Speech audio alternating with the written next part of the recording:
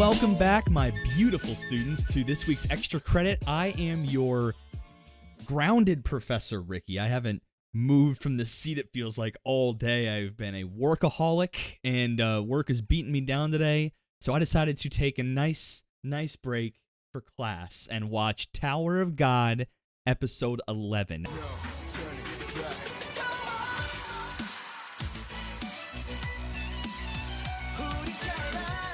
So good!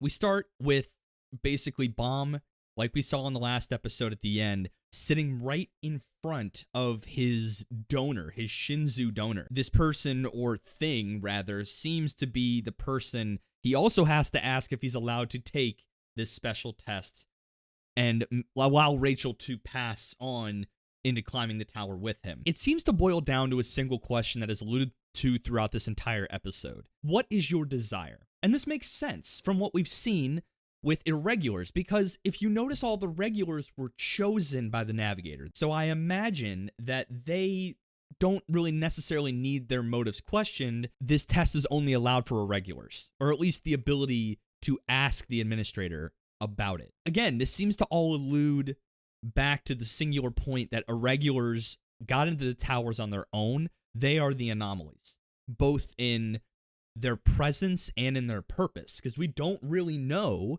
what, an irregular's motive is if they manage to get in the tower of their own free will. I can understand why some administrators, or at least the rule exists, that you'd have to be vetted in some sort of way. He is asked, what is your desire, by the big mastodon-looking thing, also stating that Bomb has always looked very tasty to him, which is a little creepy, but what are you going to do? This is the tower. The things are weird in here. He thought of Rachel first, and then the cafeteria. All of his friends he met along the way, smiling, having fun. He is such a pure boy that I can't help but love him for that. Bomb is allowed to take this test, and along with Rachel, she also has to participate in this last test as well. Like we saw in the last episode, you're allowed to help the people that are, taking part of this test. But for an irregular's accomplices, there seems to be some sort of negative connotation. There is, as it's been stated in the episode, a huge risk taking this test. It's great that Bomb is such a positive influence on all these individuals climbing the tower that they don't even care. That's the kind of things you have to have as a shonen protagonist, as an unchanging force in the world around you, and anyone that comes into contact with you is willing to take risks for you. That seems to be a common shonen trope that they use to good effect here. So we get some information about the last test that they call the final test, which, we're nearing the end of the season, so I guess this would be the final test. And they call it the underwater test. And here's how it shakes down. Bomb and Rachel are sticked inside of a Shinzu bubble, and they are put underwater in this cave. These creatures called net dolphins. Adorable little creatures. They have almost puka shell necklace looking things on their necks as well. Basically, once a day, they feed, and they do so by creating a Shinzu net around all these fish inside of this body of water that Bomb and Rachel have been put in. And their whole game is to make a net to close up and feed the net dolphin queen at the very top of this body of water, which is all underground. The queen looks like this weird kind of pod-looking thing with an orifice. I hate that word. Orifice at the bottom to suck up all the fish. And the win condition is if Bomb and Rachel can get eaten by the queen and then get spit out at the top, everyone wins. Everybody wins. Somebody asks, じゃあ俺たちの役目は自然界には必ず食うものと食われるものが存在する。ボナクル王には巨大ミミズを使い、マンドルクジラが集めた魚を盗む。ミミズに夜さんたちが食われれば、その時点でアウト。そしてボナクル鬼とミミズの宿敵が縦島。What the hell is that? なんかラクさんに似てる。豚の気配を感じると、クジラは食べられるのを恐れて逃げ出してしまう。つまり俺たちの役目はクジラたちが心置きなく狩りができるようにすること。その3匹をぶっ潰せばいいんだな。その通り。あとは牛に出会わぬことを祈るだけ。 Whoa. 牛 What's the bull? 動くものすべてを食らい尽くす怪物。奴の獰猛さはランカーさえも逃げ出す。 Rankers even hate it. For all of you following along, not just with me, but also with the show, I noticed a trend here on all these tests, which I think is indicative to what's going to be occurring at the top of the tower. If you notice a lot of these tests, the crown game, the tag game, the underwater test, they all focus around a team protecting one person or group or, thing of interest. I wonder if the teams are being vetted by their ability to protect, which would make a lot of sense, right? If you get all the way up to King Jihad and you have all these tests proving your worth as like some level of a protector, then he might just be looking for people to recruit, not just as a princess of Jihad, but as directors, administrators, and stuff like that. It's all an endgame, to me, what seems like an endgame, to help King Jihad select the most powerful people who have proven themselves to be good protectors. This trend is so in my face that I wonder if someone in this group could be allowed to challenge King Jihad, and if they do so, they will retain everyone else to stay in the tower with them, and if the new king loses, then the old king gets their protectors. This is very kind of interesting to me because it's starting to play into the end game of this season, I think, and I'm really excited to see that they're going to say, I bet all of these things have been testing your ability to protect as a team. This test begins. Bomb and Rachel are sitting in their little bubble, and they have a couple conversations here and there about what did the administrator ask you, like we said, what do I desire? I desire you at the top of the tower. I desire all my friends to be there too. And they have a couple other little tiny conversations just proving how much Rachel doesn't deserve the pureness that is Bomb. Now, a couple things happen when the test finally starts, and some of these developments are rather large. So as we start, everyone's squatted up, everyone's there. We see Shibizu is staking out all the net dolphins, just trying to stay close and make sure everything's good to go. 何かがおかしい。注意しろ。さっきも異様な殺気を感じたんだ。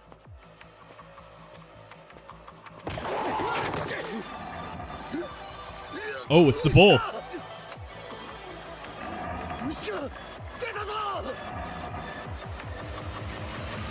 Shibizu is being chased around. He basically tries to defend the net dolphins from the bull, stabs him in the back, and the bull is pissed. But luckily, right before Shibizu gets eaten, he gets saved.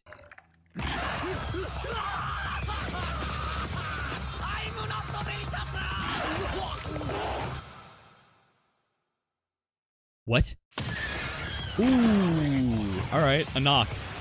Get in here, bitch. Get in here. おい怪物。そいつは食べない方がいいぞ。そうね。 And a Dorsey. お腹下すこと間 Okay. 違いなし。ザハードの姫二人が俺のために。なわけないでしょ。私はそのモーモーちゃんと遊んでみたいだけ。 Lil Moo 牛 Moo. は私の獲物だ。邪魔だぞ角女。 And Dorsey is kicking the shit out of the bull. Like, really, like, no diff, just having a good time. The bull runs away suddenly, out of nowhere, during this battle, and then Dorsey goes ahead and tries to chase after it, and Anak follows after her into the dark of the cave. Kun having a conversation with the little girl, who I finally realized her name was Nare. Nare. Nare? Nare. We'll go with Nare. So, Nare basically says, hey, Kun, I think I have an idea if you want to find out if there's an underground pass here that we can utilize as kind of a flanking point. And this entire time, she's had this little jar on her back. She whips it out, and this tiny, adorable little creature comes out. What is this little fellow? Oh. すごい。やっぱり地下に道がある。クンさんの読み通りですね。なんで黙ってた。深海魚の操り師だって。 An anima who controls divine spirit fish. こうやって周囲のことを探るソナーにはなるけど。そうだとしてもすげえ能力じゃん。Oh. So she's like an animal controller, just like the little puffball dude. Now, we saw last episode that little rice ball motherfucker named Ren, who's part of the Royal Enforcement Division. He seemed to be able to control this weird ground serpent thing. So we now have a mechanic for how he can do that. But we're starting to put the pieces together as the episode progresses, because Anak loses the bull and Endorsi into the darkness of the cave.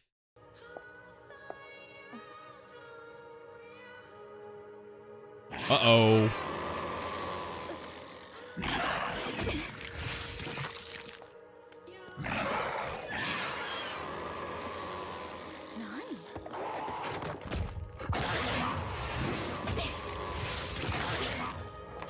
I think the bull is trying to get them alone. Or just Endorsi alone.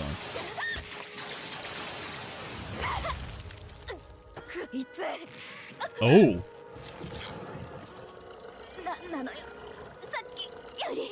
This is starting to look a little schemy. And we see this scheme kind of come into its own when Anak is approached by Ren, little rice ball dude. Little rice ball dude has put on a totally different face and is eating pizza for some reason. I'm not really sure how the hell he got that, or that pizza, as we know it, exists in this world. Ren essentially goats Anak with some very, very personal information.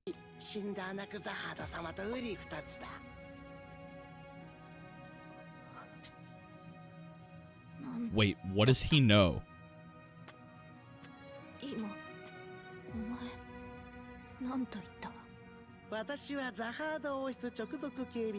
Ren, with an easier name. Oh shit, that's the necklace that she gave her mom. Why does he have that?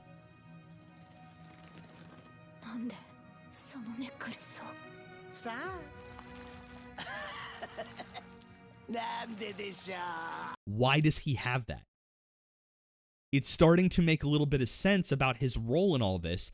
He, I bet, was charged with the role of getting rid of these imposter princesses if they are approached in the tower, being part of the Royal Enforcement Division. That makes total sense why that would be part of his job on behalf of King Jahad, to get rid of these imposters from the women that broke his rules. This goats her hard. She activates the Green April. She is fighting against Ren, who is in no way stressed. He spits out a bunch of animals from within his little rice ball outfit to attack Anak, who is kind of holding her own, and then wham.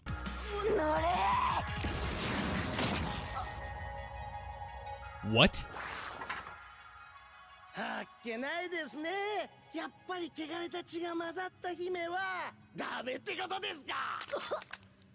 We see that he kind of alludes to the fact that he is in fact controlling the bull, with Endorsi in tow, come out of the darkness of the cave and drops Endorsi next to the Green April. Ren then says, your job as a princess of Jahad is to kill her. Remember, she had the task of killing Anak and taking the Black March and the Green April. He says this is your chance to redeem yourself. Do it because you are your father's daughter. Kill her. This is kind of where the episode ends, and we get an interesting cliffhanger. On the other side, right before the episode ends as well, the goblins and the worms are on the move. They're ready to go feed. This is one of the lose conditions, that if they snatch up Bomb and Rachel, game over. Everyone loses. Basically, he's basically trying to big brain another play by using Nari's divine fish to sonar an underground path to hopefully maybe flank these guys or something like that. I don't know what he's cooking up necessarily. He basically tells all the spear bearers and everyone, hold your fire. I'm working on something else. Just wait for it. Just wait. Until...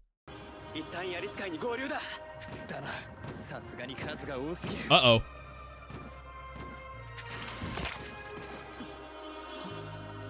Oh no. Everyone's alert. Oh god, oh fuck. What have you done? No, Parasol, no. You fucked the plan up. You stupid green idiot. Shit has gone wrong. Left field. Everything's fucked up. Even Coon's like, you idiot. You absolute fool. You just ruined everything. And he goes, oh, my body moved on its own. Dude, quit fucking around. You're clearly not ready for this shit. I'm not exactly sure why you got chosen. But now, at the end of this episode, we have Endorsi being charged with killing Anak. And we have everyone else being chased on their heels by the entire Goblin crew. Shit's going south for a lot of individuals, and Bomb and Rachel are none the wiser. They have no idea what's going on. This episode is quite interesting. I think I like the idea of finally seeing a Princess of Jihad have her commitment to the king tested. This is one of those first times that we saw people not just have to tote the name around, like, swing their weight as in, I'm a Prince of Jihad, bitch, like, get at me. But this is something now that they are being tested. Their resolve as a princess is now on the line. So Endorsi has a choice. Will she spare Anak, or will she do her duty to her king? And I'm curious to see the repercussions of not doing that. Do you get placed into the same pool as Anak as being an imposter just because you failed your mission? I'm curious of what the implications of that really is. So the other one I liked a lot in this episode is that whole, idea of all these tests being a measure of protection for something. And it makes a lot of sense. If you're a king and you're setting up tests and you have like one rule to give your directors and administrators is test their ability to protect me, right? Because if you're going to come into the tower, I'll grant their wish, but as a result, they have to protect me from any people trying to take my reign, my throne. I'm really excited for episode 12. I think we're getting down to basically the end of the season. I don't know if it's going to be 12 or 13 episodes, but I will give this one a 88. I think it was a little better than last time and had some good fights. Anak versus Ren and Endorsi versus the Bull. And, there's a whole conversation in this episode as well about Kun saying that Shibizu's actually a pretty good guy, but he also asks him, why did you take this risk? Why does anyone take this risk to help an irregular that has been deemed so unsavory to be even the tower in the first place? We're called as accomplices. Why did you do this? And I think they said something very poignant. Shibizu says, I do not want to see Bomb lose what's important to him. He had what was important to him before he entered the tower, as opposed to all of us who already lost it. This is very keen observation by Shibizu, because he's right. Everyone that came into the tower, Ho, Shibizu, even Kun's been alluded to it. Everyone seems to have lost something.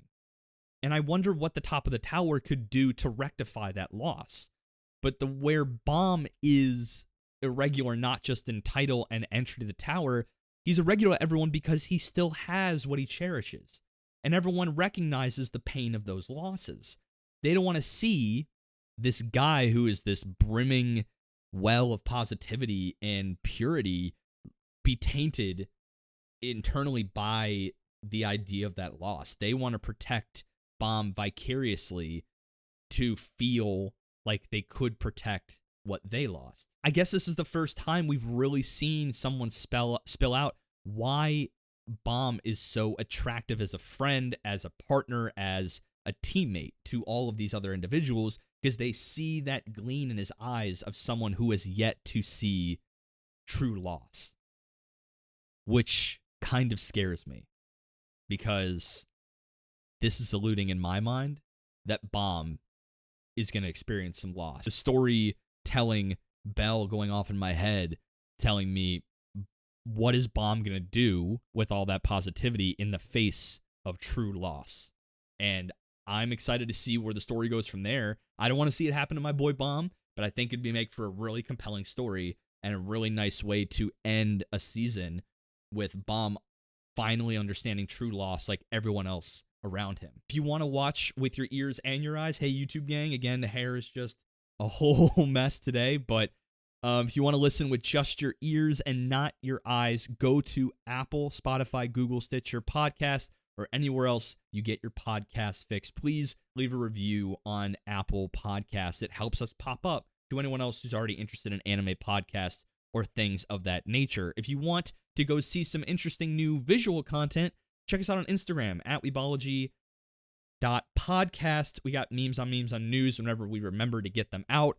We also have an email. Drop us a line at weebologypodcast@gmail.com. Recommend a show. We have a growing list. You guys keep sending those every week, and we're going to get to those sooner than later. Hopefully, we just finished up a couple of shows we wanted to do, and now it's time to give you guys a couple episodes of stuff y'all wanted to do. So, anything else? We got Twitter at weebologyp. I think we post there more and more every day. Until next time, I'm Ricky, that was Ethan, and this has been Weebology. Deuces!